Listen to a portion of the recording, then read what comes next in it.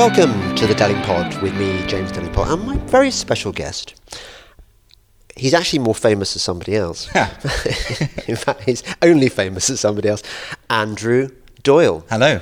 Hello, Andrew. But nobody knows who Andrew Doyle is. This is the problem. No, but actually it's a good thing. It's a good thing. You're better known as Titania McGrath. Titania McGrath. I actually envy your position because you're nicely below the radar. You can do creative things, yes, and be sort of cheekily right wing without getting the shit that most of us get. Sort of before, because I didn't want to. I didn't want to come out as her. So actually, it was. I preferred having the Twitter account without having people know it was me, because I like the idea of people reading the character for the character and not thinking about me, But unfortunately, I got outed. It wasn't my fault. People think it was a plan that I wanted the publicity, but I didn't. I wanted to stay in the closet. I was going to ask you how you got outed, but actually, I'm thinking about it. It must have been so hard not to be outed. Yeah. But although it was a weird mistake, it was something to do with there was some sort of book fair in Frankfurt, and one of the people at the publishers had accidentally put my name next to the entry about the book. So it was a complete accident. It was probably just someone who worked there who didn't know that we were keeping it under wraps. And then Chortle, the comedy website Chortle, somehow got hold of this obscure book catalogue from a Frankfurt book fair. Very odd. But we live in the world of the interconnectedness of things. This is it. You cannot escape. Apparently, you just made me think that WikiLeaks, the reason that WikiLeaks ended up killing all these people or betraying all these terrible secrets was that WikiLeaks hadn't meant the really bad stuff to come out, but somebody at The Guardian had accidentally given away details thinking that they were kosher. Everything is porous now, but then maybe it's a good thing. I mean, I like to think that people, writers always create fictional characters, don't they? So I like to think, when you read a novel, you don't think about who the author is particularly. So I hope people can sort of, suspend their disbelief. Can I say, Andrew, that shows how old school and reactionary you actually are. I'm pretty reactionary when it comes to literature. Because you know that the current thinking on literature is that you cannot write outside your class, your race, your gender. This is weird, though, isn't it? Beyond weird. How did that happen? I mean, and... Because when I was at university, the whole thing was about Roland Barthes and the death of the author and all of this sort of thing. The author doesn't matter. It's about how you construct and construe the text. But now it's all about, well, who is the author and what's the author done? And does the author have a sufficient degree of moral rectitude? Can we trust this author? And have they specifically experienced everything that their characters have? And I find that really tedious. Well, also, you'd have to wipe out huge chunks of literature, wouldn't you? I mean, Moll Flanders. Yeah, you'd have to write that off. Defoe's gone. Well, anyone who writes as Clarissa Pamela. Richardson. I mean, it's nuts, and particularly something like Pamela, which is all letters. It's all very much I'm writing. It's me. It's his. And when that was. How dare he try and get inside a woman's head? Exactly, man. It was really successful. I mean, Richardson was like the equivalent of it was sort of like a blockbuster kind of, like people had like sort of Pamela memorabilia and Pamela plates and things. Yeah, it was nuts. So people were writing to him saying, "Oh, don't kill her off. Don't let her be hurt by this Lovelace character." It's really funny. Yeah. But I think this is the point, though, isn't it? That if we subscribe to this idea that you need to have a certain life experience in order to qualify to write about someone else's life experience, then we say goodbye to fiction. We say goodbye to the craft of fiction, and it even impacts on comedy. Because it means that you have to specifically always talk about your own experience. Well, of course, comedians lie all the time to make things funny. So what do we do? And also to avoid getting complete shit from their wives, I imagine. Okay, yeah. Oh, and isn't that sexist of me? You're assuming it's heteronormative, certainly. I was also assuming that actually most comedians are male. Which, well, all sorts of problems with that. But actually, that is wrong. There's loads of female comedians. Yeah, but the majority is still men. The majority are still men, and some female comedians, you see, might have wives as well. So there's all sorts of assumptions going on in your discourse. But yeah, exactly. You see, you are policing my discourse now, because you went to the most woke college. I did. In Oxford. I went to Wadham. I mean, the epicenter, the college that's probably single-handedly brought Oxford University down. Ever since, because Wadham had a warden, now I wish I could remember when. It's a couple hundred years ago. Who was called the sodomite of Wadham? Or they used to call it, basically, they used to make a pun on... it used to be a fun place. Yeah, exactly. Like Peterhouse, Cambridge, which used to be a bastion of sodomy and high church tourism. Sodomy is fun, yeah. And I think that, they should bring back sodomite as a form of self-identification. Or somdomite. Somdomite, if you want the Wildian thing. But yeah. I would use sodomite or somdomite. Happy with that. But yeah, Wadham was super woke. Even when I was there, it was super woke. And that early version of woke. Were you woke then as well? That's a difficult one. I think my views have refined on various things, but I don't think my broad political ideas have changed all that much. But I think the left, for instance, has changed beyond my recognition. So therefore, I think politics has shifted away from me, or sort of my political home has shifted away from me. So I don't know where I am now. In fact, I don't really think in terms of left and right anymore.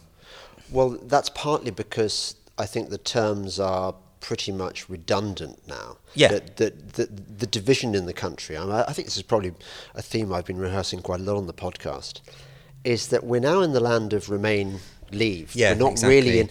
The alliances have changed. And this is odd as well, isn't it? Because you have Labour pushing for the second referendum without... they don't seem to be connecting with the fact that the majority of Labour constituencies are Leave voting. It's almost like they don't understand that their traditional working class base does not like the EU. Yeah. And how can that be? How is it that it took Jeremy Corbyn to make the Labour Party more middle class than Blair did? Yeah. How can that happen? Yeah, privately educated Jeremy Corbyn. I don't get it. I honestly don't see what's happening. But whenever people talk to me about the right-left thing, because I mean my background is from the left, and so people... How is your background from the left? Insofar as I always identified as left-wing, insofar as a lot of my values and ideas would be traditionally left-wing, I suppose.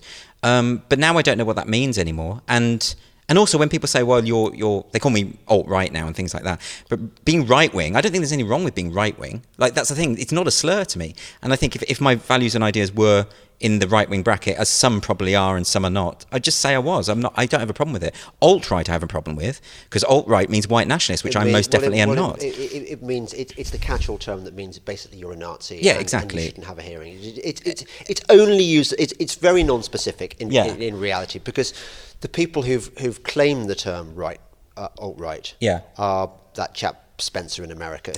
He's got about 5 followers, I should think. No one gives a shit about what he says. No, well, luckily the white nationalist movement is still on the fringes, which I'm glad about because they're a bunch of nutters.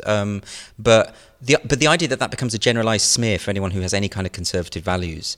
I mean, I'm very interested in this. I would like to know your opinion. So, what values of mine? I mean, I believe in the welfare state. I believe in a certain communist, a certain degree of wealth redistribution through proportionate taxation. Is this? I don't see those as right wing values particularly. But I also don't believe. Yeah, well, there we go. But so why am I? But I don't think there's anything wrong with having right wing values. I tell you your problem. Go on. You're kind of into free speech. That's it. And you know the weird thing. When you and I were at university, I mean, you're younger than me, aren't you? How old are you, Charles? I'm 40 now.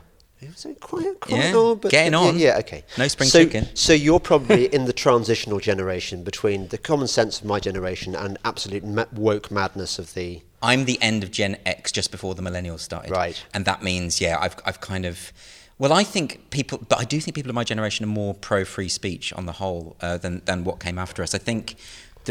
because I think the old left, I think the new left, the 60s and 70s and all the civil rights movements, they understood that you have to have free speech at the heart of anything, because if you don't have that, then any cause that you wish to support is redundant anyway. And they knew that. Hence you get sort of the movement in Berkeley and places like that, where now, of course, you get students sort of trouncing all over the principle in the name of being progressive, which is a complete incoherent stance. I worry about this. When I say free speech, or I talk about how I fear that free speech is under threat, people then say, therefore you are a right-wing character. That makes no sense at all. And like I say, if I were right-wing, I wouldn't consider that a badge of shame. I'd just say, yes, okay, this is what I don't understand. But the reason you don't understand it is because it's a bit like... I put this to dear old Brendan O'Neill the other day. And of course, Brendan thinks of himself as a Marxist, I think partly as a way of getting stuff under the radar that he wanted to say. I think he's sincere with that. Yeah. But I also think that there are elements that he hasn't thought through properly. I mean, I love Brendan. I won't have a word said against him, but I put to him that perhaps cultural Marxism is just a variant of Marxism where class has been replaced by identity politics, by gender, by race and so on. How is this relevant to what we were saying about the freedom of speech thing? I've got completely Well, I lost. suppose it's the ways in which people are mischaracterised. I mean, Brendan's a very good example because people demonise him so much in terms of the media and what he says. But of course, when you get to know him, you realise that none of this is true. I've suddenly remembered my point. Okay. Which is that the language that is being spoken by the woke is a bit like the Hegelian Marxist dialectic that Marxists would. It's a kind of anti-thought.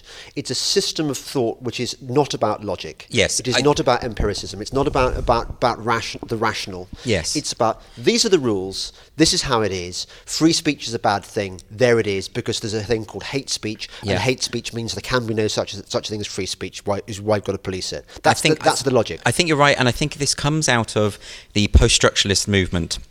So we're going back now. Did you do that shit? Oh yeah, we all had to, because I studied English literature, so we all had to read Derrida and people like that, and the sort of French post-structuralists. Foucault was everywhere.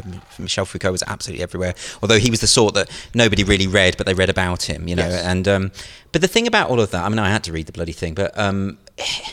The thing about all of that post-structuralist movement is it did exactly what you say. It took the sort of Marxist template and replaced money.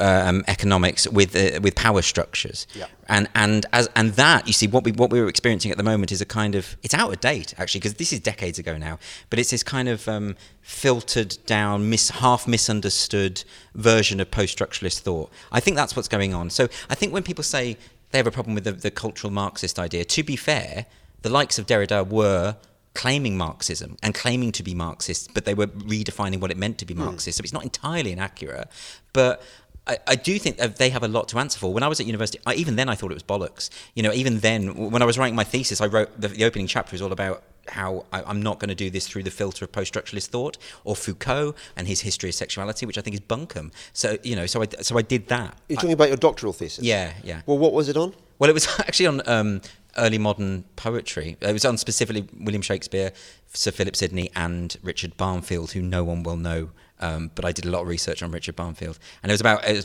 English Renaissance poetry, but about sexuality and eroticism. And of course, at that time, everyone was saying, "Well, you've got to talk about Foucault. You've got to acknowledge that there was no such thing as homosexual before the word homosexual existed," which is utter nonsense. And it was a dogma back then, and so I had to address all this stuff. But I said, look, I'm not going to read some overtly gay poetry like Shakespeare wrote and pretend it's not gay or not call it gay.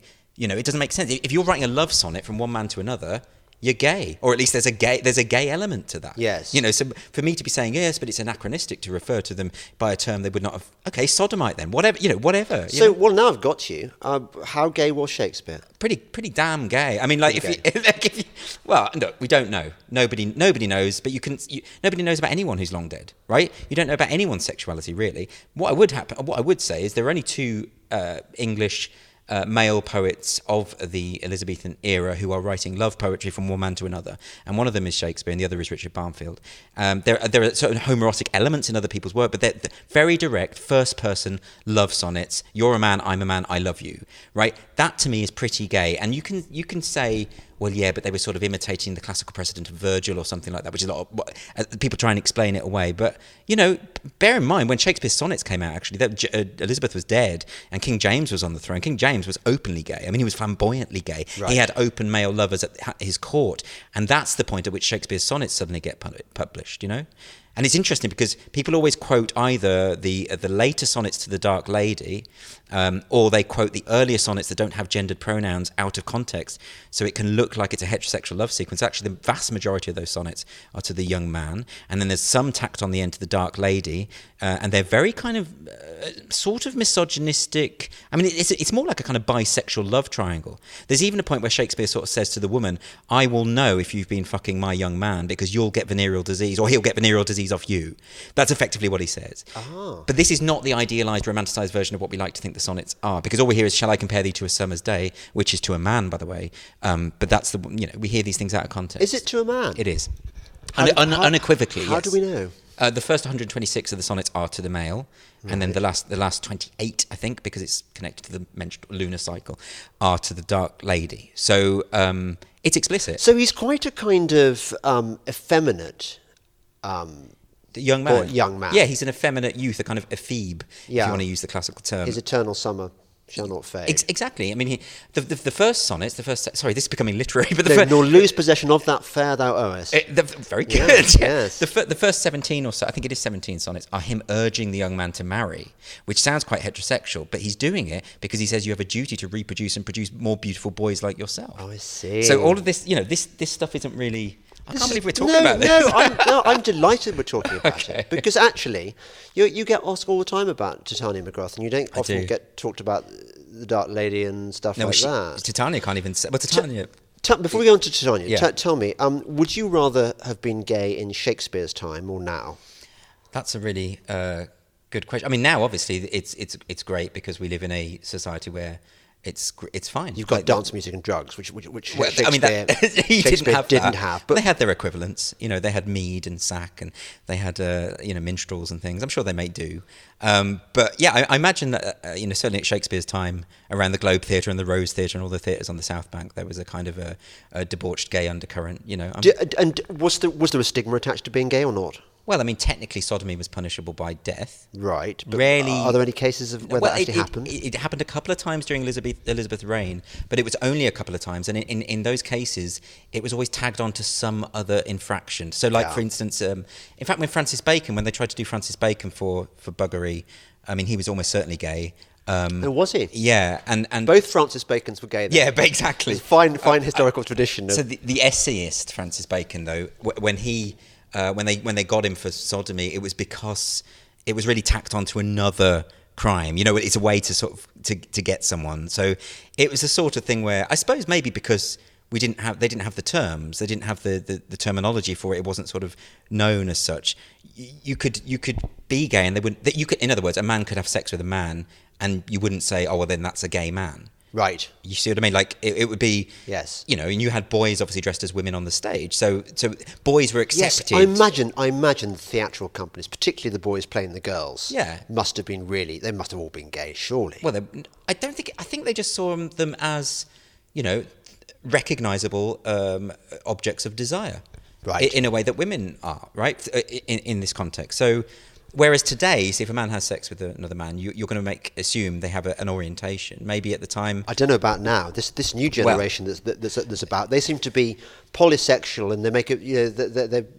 I know loads of younger, sort of 20-somethings who seem to be very comfortable being gay and being straight at the same time. And I don't care what people do. It's completely up to the individual. But I think if we're being honest, we all know we have a preference, don't we? For the vast majority of us have a preference. And I think what identity politics has done in the realm of sexuality is it's kind of just it's focused too much on the labels and too much on appearances and all the rest of it, and not really on who do you think about when you wank, basically, which is a different kind of question. Yes, when I was at prep school, I was the most famously gay of my. Right? Yeah, I was, and in fact, I was accused of having invented wanking.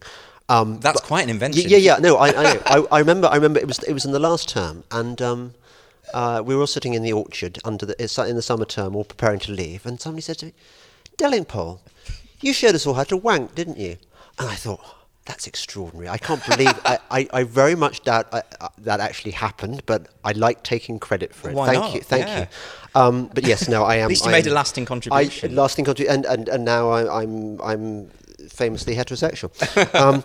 Marlowe was gay as well, wasn't he? Yeah. They that love not tobacco and boys are fools. Very good. That's from the Richard Baines note. Yeah, you know your stuff. Well, I did. I did. I tell you what surprises me is it's a long time since I read all this shit at Oxford. And it's amazing how much stuck in my head. And I think it goes to show, actually, we did work really hard. And I bet you worked really hard when you were doing your... I didn't as an undergrad. It was only when I started postgrad work that I started working If you'd gone to Oxford, though, because you went to Aberystwyth. Yes, for my first degree, yeah. Had you gone to Oxford, I hate to say it, but they really do make you work your ass off. And even in the old days, they did. Yeah. And nowadays, I hear them complaining about the workload, and they're always going on about how they're having breakdowns and stuff. But I went through my files of my essays that I wrote, and really, really thick files. We were writing 2 2,500, 3,000 word essays a week. And talk and having to do all the research. Yeah. It's really stressful. I mean, I taught the Shakespeare module for the undergrads while I was doing my doctorate because I was a part-time lecturer, and the workload that they had to do, it was tough. It was full on. And I think that's that's why so much is stuck in your head. Though. I don't know how we found time to socialise and get drunk and try to get laid, because it was the work schedule. The work and teach people to wank. That was prep school. That wasn't. Oh, you didn't carry on doing that. Is that not your? I thought that was your thing now. I think people knew by the time they got to university, even the sheltered ones, I think would have discovered that. Probably. So well, you did this extraordinary, interesting doctorate, I think, and I think that comes across in Titania. Her poetry is quite sophisticated. I mean, it's ridiculous. Yeah. But it draws on lots of literary references and lots of ideas and tropes and. I suppose it does. I mean, it's bad. Let's not, But yeah, it does. I suppose draw on those things, and it couldn't have been written by a thick person, is what I'm saying. Well, you see, I wanted it to be bad in a good way, right? Yeah. So, and I think she. I think she's smart. She's just utterly misguided. That's the thing. Like, she's not stupid. I've seen so many of my really, really intelligent friends be swallowed up by this cult of identity politics. So that it doesn't matter how smart you are. You can like any cult, you can start to believe utter nonsense. Well, I think it's in inverse proportion. I think the smarter you are, the more likely, right. rather than it doesn't protect you from the idiocy. And certainly, if I'm right about all of this coming from this sort of Foucauldian movement back in the day, this has come from the smartest people. This has come from academics who say there's no such thing as truth. There's only language and discourse. That's where this has come from. Well, you can see how seductive it is to somebody who wants to kind of rebel against the system. Yeah. It's just the right age. They catch you while you're just ready to be really stupid. Yeah. And here are these ideas that make you uber stupid. It's trouble, isn't it? Like, I wish that. I feel as though critical thinking has gone out the window. I feel like people don't think for themselves anymore. And I think if we could get people to do that again, then we wouldn't have this kind of polarization, this tribal approach to not just politics, but actually to anything. But I think in terms of the poetry, just to come back to that, in terms of what Titania is doing there, I think, because she won't mention Shakespeare. She sees Shakespeare as this icon of white male, straight, she would perceive. She doesn't know about the gay stuff, does she? She probably doesn't. No, she's not interested. She doesn't know he was black either. Doesn't know he was black, or a black woman, maybe. Who knows? No, she thinks all of these. Any old white dead male, she thinks the canon is just riddled with this. So you'll note in the book she references Shakespeare a couple of times, but she won't say his name. She feels like it's a form of blasphemy to say his name, so she won't do it. And I think she believes that she's bought into this thing that a lot of people now believe that history has been written by these dead straight white males, and they need to be erased out, sort of tugged out of history. You have to kind of unpick the tapestry, and of course it doesn't work that way. You can't just replace the canon with something new and trendy. It just doesn't work that way at all. It's so embedded in the culture of the young, this woke stuff. I mean, I was grumbling about watching the other day an episode of Sabrina, who's a witch, a teenage witch. Is this the new version? Yeah, it's the new version. And the first episode, there's a female character who wants to be a boy. Yes. And she changes her identity at the end, and she wants to play basketball, even though she's shit at basketball because she's a girl, obviously. Outrageous. Really. And all the jocks mock her. And then Sabrina does magic on her to make her really good. Which, what does that say about women? That's not good, is it? Only through magic that they can. Terrible. But so this is what they're being fed in their popular entertainment. And they go to university, even the best universities, and they're being fed this stuff. How are we going to, before Western civilization collapses, which it may do soon, how are we going to recover the lost art of critical thinking? I think it's going to come from the young themselves, because whereas I think I'm probably a bit more optimistic than you, in that I honestly believe that most young people are sick of this shit. I think most of them, right, because you get this small, the minority, the sort of very vocal, woke minority, who have a lot of clout. Yeah. They're the ones who go for the posts in the NUS, in the National Union of Students. They're the ones who make the most noise on social media, in the media, whatever, right? Yeah. But they are not reflective of, you see, I don't like this idea of just writing off a whole generation, calling them snowflakes and all this stuff. It's not a word I use in that context, because I just think it's not helpful. And most young people I talk to are just as sick of it as anyone else, and they hate the fact that everyone sort of thinks that their entire generation are just mindless, and they're not. And I think ultimately it will come from within. You know, because when I used to be a school teacher, and when you do challenge young people, they realise there's a frisson to critical thinking. Thinking for yourself is fantastic. It's actually one of the most exciting things you can do, and when they experience it, they want more of it. And I think just being positive about that, and it's about education, and it's about, you know, teaching them the right things at school and teaching them how to think, not what to think. Can I say, Andrew, you've actually got me slightly wrong. You think of me as a crusty old angry reactionary, but actually, do you know what? I love the kids. I absolutely do. Because I meet that generation because they're the friends of my kids. Yes. And B, I too have been on the front line of teaching. I taught with Brendan O'Neill at Radley. Really? Yeah, that roughhouse school Radley for 2 days. And I taught at my old school Malvern for a week once, and I taught at Radley at another time. And it was the most fun thing, the most satisfying thing I've ever done. Yeah. Just introducing kids to ideas and seeing them respond. Yeah. It was glorious. It's great. It's so exciting. And you're right, that there is much good in them. And well, as there always was. I mean, you look at the Romans. The Romans were writing about how the next generation had lost all the old values, and they were just the civilization was fucked, and clearly that didn't happen. And this is why I'm really fascinated when I remember that someone for the New Statesman who hated the book, and she gave a review of the book, but it was clear she hadn't read any of it because I love that review. It's a wonderful review. I adore it because it's exactly the sort of review Titania would write. It was. And the thing about it was, though, is, as always with these sort of this sort of woke approach, it's very narcissistic. And this writer was sort of claiming to speak on behalf of all millennials. You know, she's sort of saying we're sick of being sneered at, but the old sneering at the young, and that's how she interpreted it. And of course, what she doesn't realise is there's a lot of millennials who are really into Titania, but because it's connected to this narcissism, this entitled worldview, she felt able to speak on behalf of, and it was perfect. Because I had loads of messages saying, "Did you write that?" Because it felt like I'd written it as a hoax. It was, yes, it was. It was probably the best review you're ever going to get. I've quoted it. We've done another reprint of the book, and I've included it on the back. I imagine it's selling quite well, isn't it? Yeah, it seems to be. Yeah, which is really nice, and it's not just selling to older people who are sick of the young. It's really not, and I think that annoys them. I think the recognition that actually there are people of their own generation who are sick of this, that the power is shifting a little bit. Right. I think that really gets to them, you know? And I think the fact that I'm annoying them suggests I'm doing something right. I think that's it. I must say, I am quite envious of you, because you seem to be one of those people who is kind of accidentally successful, by which I mean not that you don't deserve it, but that you seem to have drifted along with your life. You know, I thought, well, why don't I do a PhD on Shakespeare's gay sonnets, and then I'll do a bit of teaching, and then I'll run a comedy club. I mean, is that how it's gone? No, I mean, it feels a bit like that, doesn't it? But I mean, I or were you a civil servant? No, I did. Okay, well, I'll talk you through it. Yeah. I mean, I was at school, and it was a normal comprehensive school. What's your background? Working class, lower middle? Yeah, it's a little normal, sort of lower middle. If you put a thing on it, I guess. I mean, my dad was a printer. My parents broke up, and so I was mostly with my mum from there on. And we didn't, you know, it felt normal at the time, but we didn't have money. We weren't well off. We didn't go on holidays abroad or anything like that, you know. Right. So it was, I think, quite a normal upbringing. Yeah. But certainly not poor. And then I went to Aberystwyth University because it was the first. I went to the library, and it was the first prospectus on the shelf alphabetically.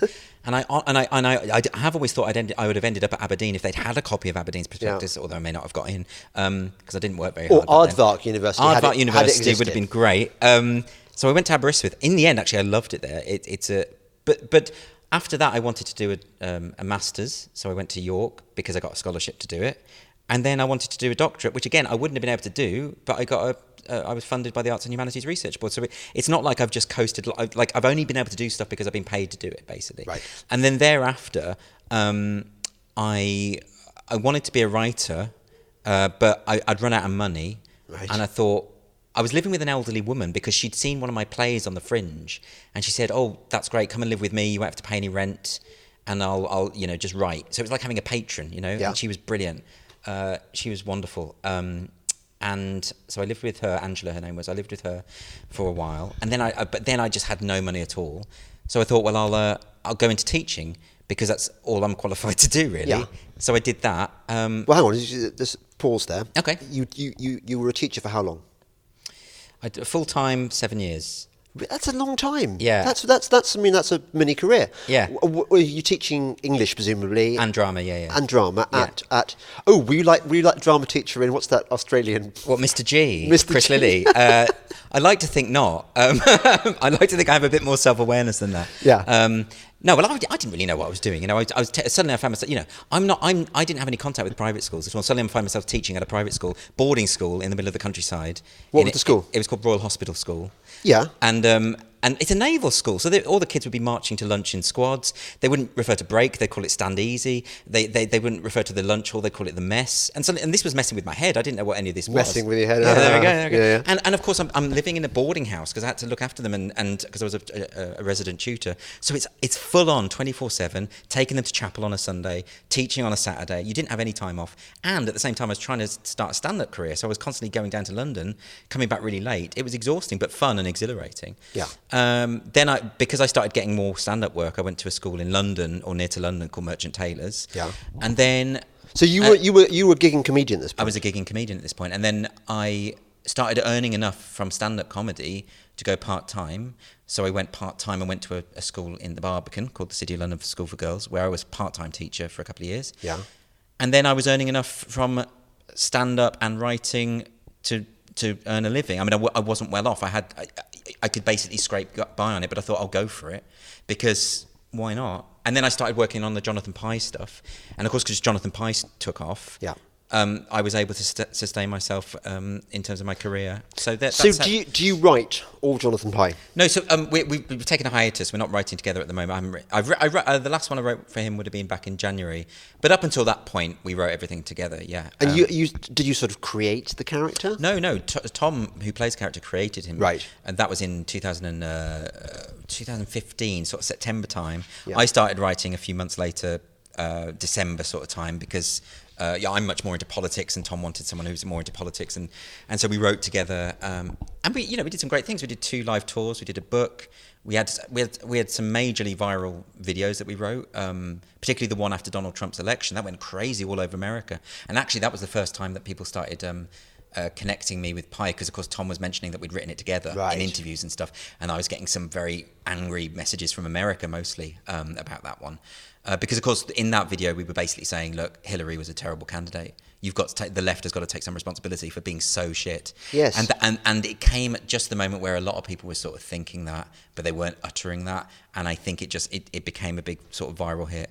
It got something like 150 million views in it. It was nuts. But Titania came out later, and Titania was just something I just started doing last year just for myself, because I tell you what it was. Did you remember a character called Godfrey Elfwick? Yes, of course. Right, on Twitter. So he was a brilliant satirical character, this genderqueer Muslim atheist, who was run by 2 people, but one of the people was Lisa Graves, and I've become friendly with Lisa. Yes.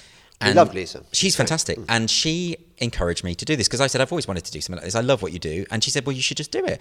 So I did it. And she, I came up with this radical slam poet. I love the idea of writing bad poetry. And she mocked up the Avi, the picture for me. Great Avi. I do quite fancy. Do you? Well, I asked Lisa about it. Apparently it's the composite of a number of women, so it's got no likeness to any real life person. That's clever. But also what I love about that picture is, because I said to Lisa at the time, I remember, like, Titania does not smile. She doesn't. She's so po-faced. So actually, when I tweet this stuff out, the jokes are enhanced by the fact that you've got this very kind of stern, austere madam staring at you and daring you to mock, daring you to fight back. And that's part of it, I think. But so yeah, I started doing it just for myself, really. She kept getting suspended, like a couple of 7-day suspensions here and there for no reason. I mean, the tweets they said it was about, it was nonsense. It was nothing. And then when she got to about 40,000 followers back in November, she got a total ban, complete permanent suspension. Did she? Yeah. So Twitter emailed. I think I wrote about that. Yes, probably. Yeah, they emailed me saying, you're not coming back. This is it. And then all these people started complaining about it on Twitter, and 24 hours later, they brought her back. And I think what happened was they realised that a lot of these sort of high-profile right-wing people were using this as ammunition to say, look, Twitter are partisan in their editorial practice, which they are. But this was used as clear evidence. Not. So she's back now. For how long, I don't know, but I've got the book now. And yes, but how can they possibly suspend her when she's just saying the same things that you had an example today about the erasing straight characters from literature? Yeah, well, you actually had a real person saying that. Well, often she screenshots some of the more absurd things that people are actually saying, and they're saying it sincerely, and she just sort of accentuates them. But these people aren't being banned. No, they're not. But I think if you're mocking it, you've got to remember that Silicon Valley is largely run by people who are ideologically driven in this direction. Yeah. So of course they don't like. Look, I mean, we said it ourselves with that New Statesman review. But if you're being mocked, you're not going to find this funny. You're going to find it upsetting. Yes. But I totally accept that these liberals in Silicon Valley are going to be infuriated by her. Yeah. But what is she actually saying that can justify it? What they do, though, is they set up their terms of service in such a nebulous way. Yeah. They don't have to specify why they get rid of you, yes. right? We saw this when we had Tim Pool and Joe Rogan talking to Jack Dorsey and on that interview, and they were quizzing them about their about their policies. And ultimately, what became very, very clear is that the way that they apply their terms of service are entirely ideological. And that it just came out. It's absolutely clear to me. Dorsey himself has admitted there's a left-wing bias to the company. And Quillette did a very good study where they sort of specifically identified that if you're a conservative on Twitter, you're much more likely to be suspended or banned. I mean, it's just true. They do sometimes ensnare some on the left as well. But there's very much a leaning there. That can't really be denied anymore. And I think they can say, well, if you're dehumanizing, that's the phrase they use, if you're dehumanizing someone, then we can ban you. And they see comedy and jokes as violence. Oh, okay. And yes. that's something that we see all the time. That's why I set up this comedy night, is that people have completely now misunderstood what comedy is. And they think that words can create monsters. I'm glad you said that. And you're the perfect person to enlarge upon this. I noticed some time ago this shift in left-wing thought whereby language suddenly becomes the equivalent of physical violence. Right. That has got to be a new thing. I can't believe that even in the early 20th century, the left was equating verbiage. No, but I suppose if you go back to the post-structuralists and if you say that there is no truth beyond language, then you can invest language with this kind of significance. But also what troubles me about it is actually, I think, in some ways it could be deemed to be a tactic, insofar as if you say your language hurts my feelings and therefore is an act of violence towards me, then it gives you a kind of, I suppose it gives you a kind of defence in advance for inflicting violence upon them. Because groups like Antifa, for instance, will say, well, I will hit you with a bite lock because you've said some nasty things about this minority group. Yes. So therefore it's a form of self-defense. So it gives you some kind of justification for violence. So that's the disturbing interpretation of it.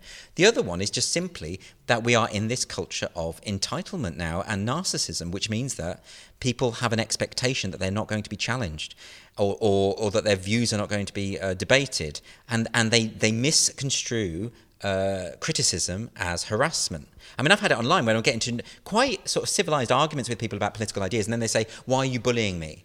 Why are you harassing? I'm like, I thought we were having a conversation here. I'm not saying anything that's out of order. I'm not attacking you or being, unpleasant, because I don't do that. Did you find that when you were teaching the kids at Wadham? No, not at Wadham. I mean, that's going back a bit now. But I think some of the kids I taught, certainly the sixth formers that I taught as a school teacher, particularly in the last few years, City of London, really great kids. But there was a problem with resilience, and I think a number of the teachers would admit that there was a problem because on the one hand we have a culture, an anti-bullying culture, which is important. No one's for bullying. I don't know.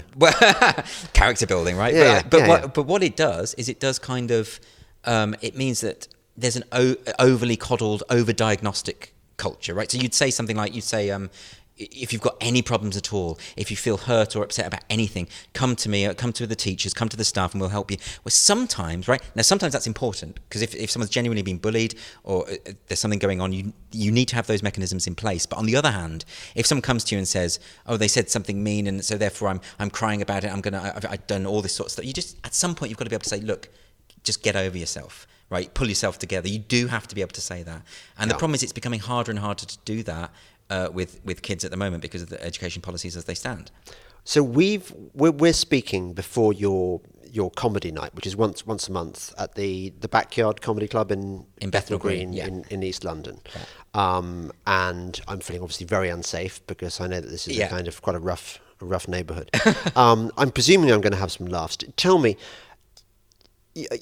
Your comedians are quite right-wing or ish? No, this is something that's... when we set up the night, it's called Comedy Unleashed, right? Yeah. And when we set up the night, the idea was that I'd been on the circuit for a long time, and of late, only the past couple of years, by the way, but of late, I've seen a kind of homogeneity on the circuit. So a lot of jokes about how Brexit voters are stupid and racist. A lot of jokes about how Donald Trump is orange and has small hands, you know. And look, there's places for jokes like that. I don't care who you... Where? Well, no, it's fine. It's fine. What, in stupid world? Like, look, do you know what?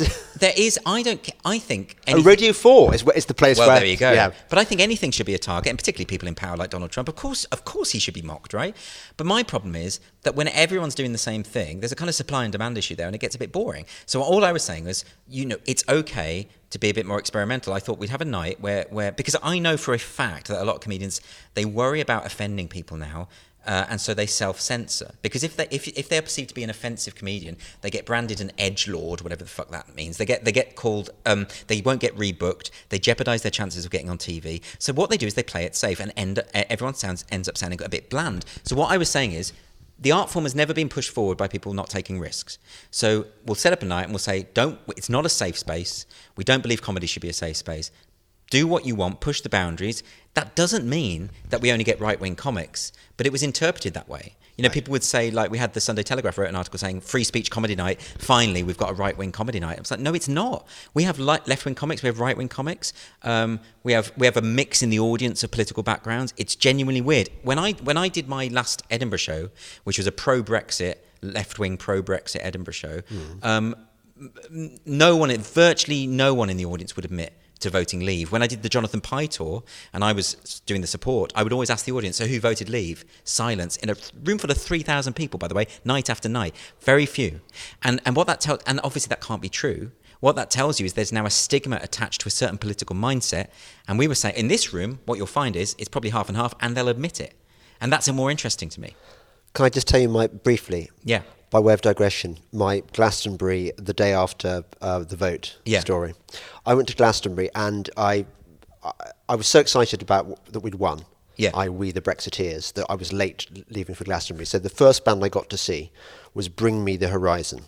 Right. And the lead singer of Bring Me Horizon, whatever the name is, says, hands up who's pissed off about the vote. And everyone put their hands. And hands up who's happy. I think I was the only person in the entire audience who was happy that there you go. Because that's the kind of brave person I am, Andrew.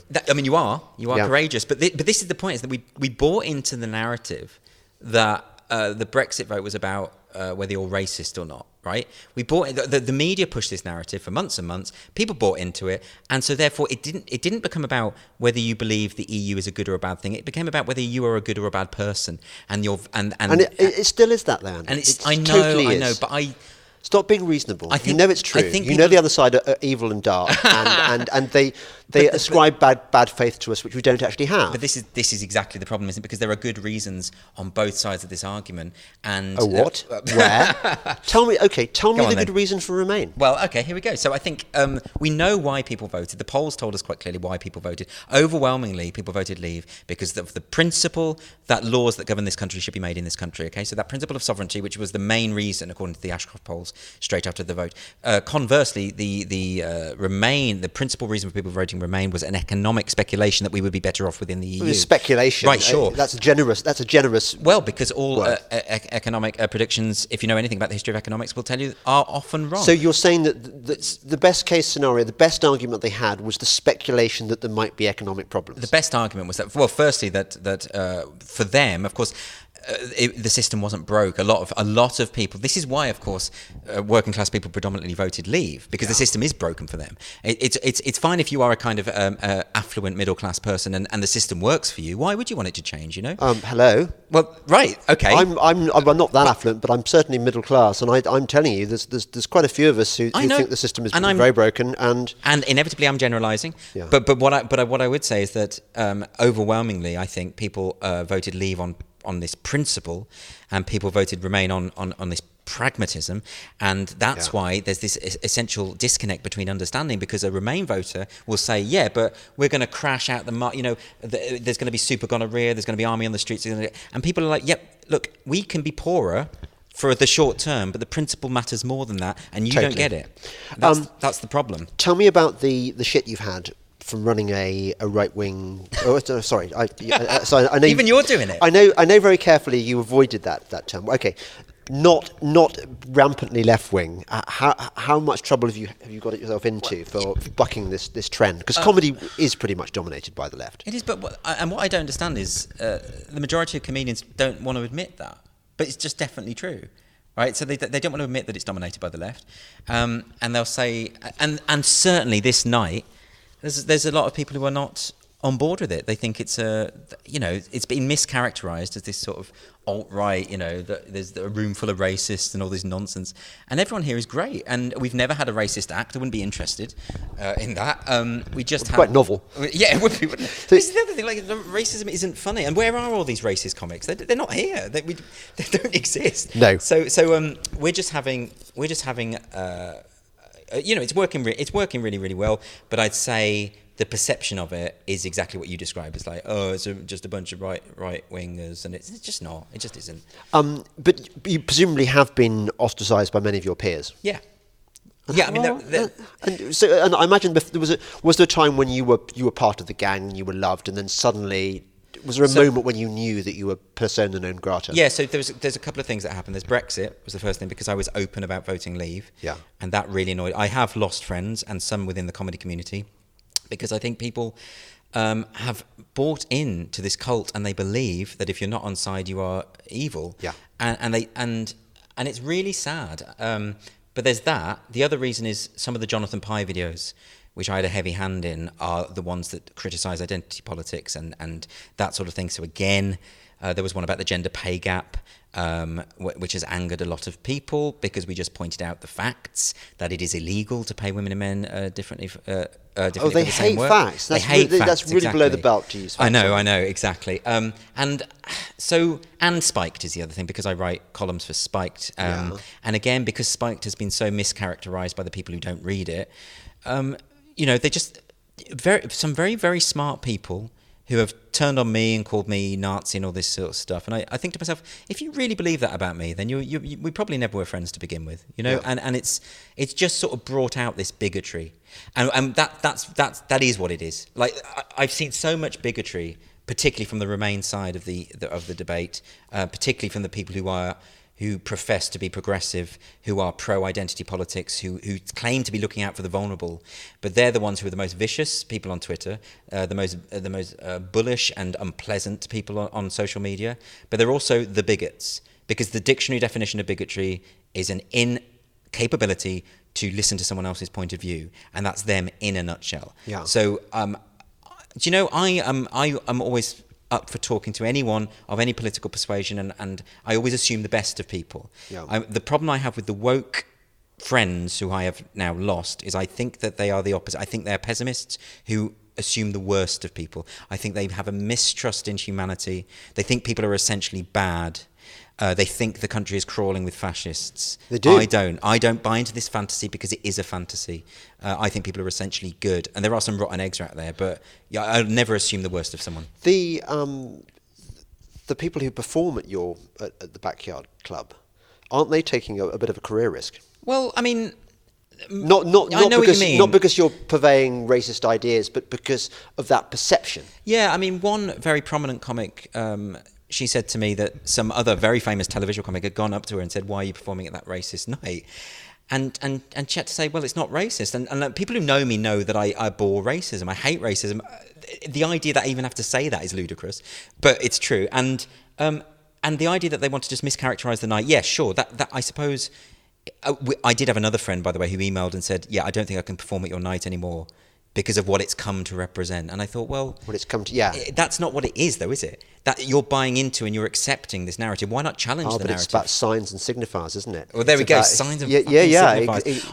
I want to get more sort of lefty woke comics on. We've got one tonight, right? But I want more. I want all kinds of comics to come on here. But because of this tribalism thing, they now think, oh well, then you're on the other side. But actually, we've had some really wokish comics so far, and I just want to keep doing that. Right. I suppose the most depressing example is Frankie Boyle. Frankie Boyle, who was a comedian, for those who are not familiar with him, he was Glasgow, hard as nails, or that was his act was hard as nails, and brilliant stagecraft. And there was nowhere that he would not go. And I watched him. This shows how fast things have moved. Yeah. He had a late night show on Channel 4, I think. Is this the New World Order, the new show? No. We're talking about 10 years ago. Oh, I know the one you mean. It was very near the knuckle, wasn't really it? Near it was the knuckle. Tramadol Nights. Tramadol Nights. Nights. That's it, yeah. And Tramadol Nights, I wrote about it in The Spectator, and I praised it because even then things were starting to change, and you could see that Tramadol was very much on the edge of what was politically acceptable. Oh, yeah. And he was making jokes about disabled people, about Jordan's disabled son and stuff like that. Very famously, he got in a lot of trouble. Famously. For that, yeah. But although the jokes were sick, jokes about the Queen Mother, and even if you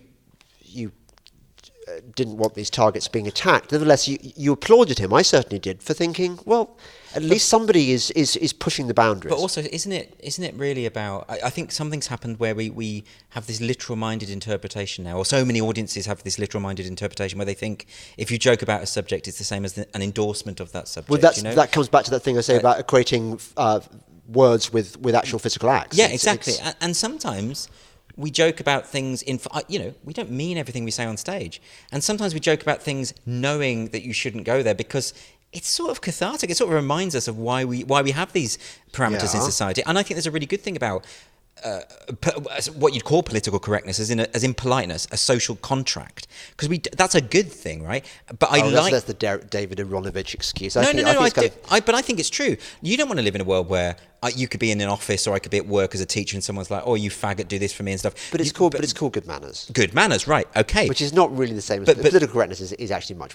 Oh well, it's weaponized. Good manners. Okay, but that's a whole other debate. But I think broadly speaking, we're on the same side about decorum, and I think it's not the role of the stand-up comic to be polite. Totally not. That's the point. Is that I think that they have, like Lear's fool, this license to go beyond what you're meant to say, and I love that about it. And they can get away with it. We can do that. I'm never saying I'm being censored. People always say this to me, like, why are you going on about saying you can't say anything when you're saying it? I've never made that claim. I've never made the claim that I'm being censored. What I'm saying is people in our society at the moment are getting nervous about being misconstrued, and so therefore they self-censor. Of course they do. Yes, they That's do. why people make WhatsApp groups to have chats with their mates at work so that they don't get fired for having a joke misunderstood. Yes. This is not rocket science. I'm not saying that I'm being stifled in my free speech. I've never made that claim. People will tell me I made that claim, but I don't. I don't believe that at all. And I'm in a very privileged position because I'm a stand-up comic and I can say these things on stage, or because I can write the columns that I write and the character and the Titania stuff that I write. I can do that. But if I still worked as a teacher, I'd be nervous now about joking with my colleagues. Yeah. I'd be really nervous about it, and I probably wouldn't do it. Yeah, rightly so. And I wouldn't do it. I really wouldn't. I wouldn't take that risk. I'd make myself as bland as possible just for an easy life. And and I don't blame people who do. Yeah. You've actually got to field a call from America now, because that's how big you are. You are Andrew Doyle, megastar.